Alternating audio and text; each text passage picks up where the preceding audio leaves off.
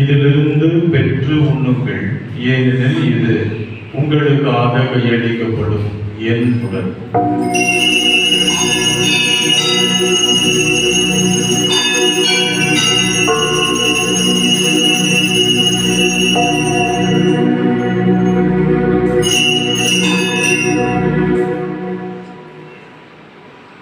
அவனுமே இரவு விருந்தை அருந்திய பின் கிண்ணத்தையும் எடுத்து மீண்டும் உமக்கு நன்றி கூறி தம் சீடர்களுக்கு அளித்து அவர் கூறியதாவது: அனைவரும் இதிலிருந்து பெற்று பருகுங்கள், ஏனெனில் இது புதிய நிலையான உடன்படிக்கைக்கு உரிய என் இரத்தத்தின் கிண்ணம். இது பாவ மன்னிப்புக்கென்று உங்களுக்காகவும் பலருக்காகவும் சிந்தப்படும். இதை என் நினைவாக செய்யுங்கள்.